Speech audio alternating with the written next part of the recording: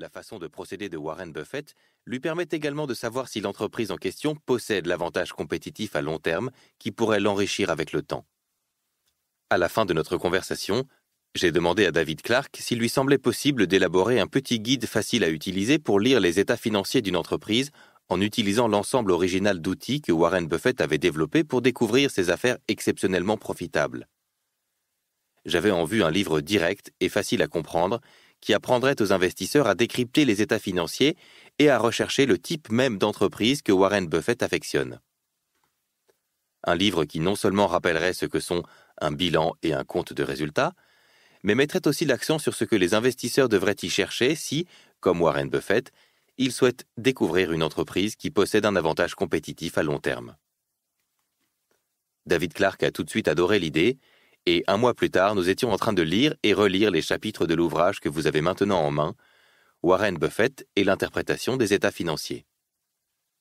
Nous espérons que ce livre va vous aider à effectuer le même saut quantique que Warren Buffett, en vous permettant de dépasser la vieille école des modèles de valorisation de Graham et de découvrir, comme Warren Buffett l'a fait, le pouvoir créateur de richesse à long terme d'une entreprise qui possède un avantage compétitif durable sur ses concurrents.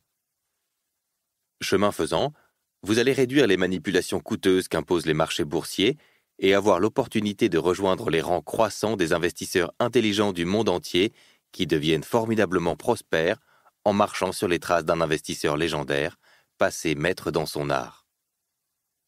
Mary Buffett. Vous devez comprendre la comptabilité et ses nuances. C'est le langage des affaires. Un langage certes imparfait, mais si vous ne faites pas l'effort d'apprendre la comptabilité, c'est-à-dire comment lire et interpréter les rapports financiers, alors vous ne devriez pas choisir vous-même des actions. Warren Buffett. Chapitre 1. 2 grandes révélations qui ont fait la fortune de Warren Buffett. Au milieu des années 60, Warren Buffett a commencé à étudier les stratégies d'investissement de Benjamin Graham. Ce faisant, il eut 2 révélations époustouflantes concernant le type d'entreprise qui pourrait constituer le meilleur investissement et rapporter le plus d'argent à long terme. Le résultat direct de ces révélations fut qu'il modifia la stratégie d'investissement basée sur la valeur de Graham qu'il avait utilisée jusque-là et créa ainsi la plus formidable stratégie d'investissement que le monde ait connue. L'objectif de ce livre est d'explorer les 2 révélations de Warren Buffett. 1. Comment identifier une entreprise exceptionnelle possédant un avantage compétitif durable. 2.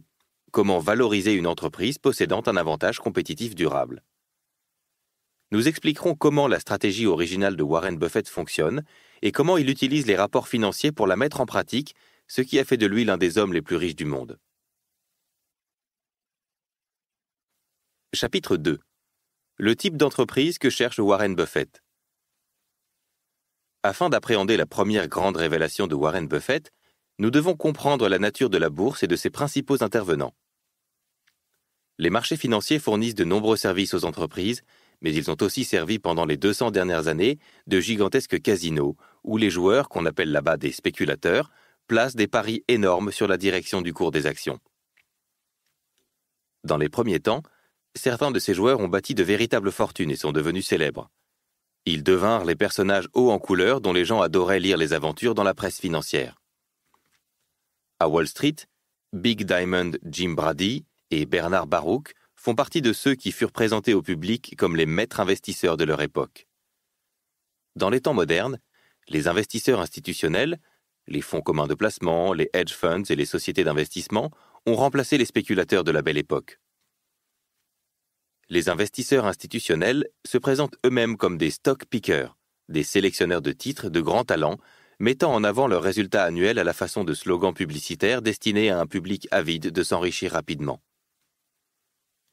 En général, les spéculateurs sur actions sont plutôt nerveux, achetant sur les bonnes nouvelles et vendant sur les mauvaises. Si l'action achetée ne décolle pas dans les 2 mois, ils la vendent et en recherchent une autre. L'élite de cette nouvelle génération de joueurs a développé des programmes informatiques complexes qui mesurent la rapidité à laquelle le cours d'une action monte ou descend. Si les actions d'une entreprise montent suffisamment rapidement, l'ordinateur en achète. Si au contraire elles dégringolent suffisamment rapidement, l'ordinateur en vend, ce qui crée des allers-retours très fréquents sur des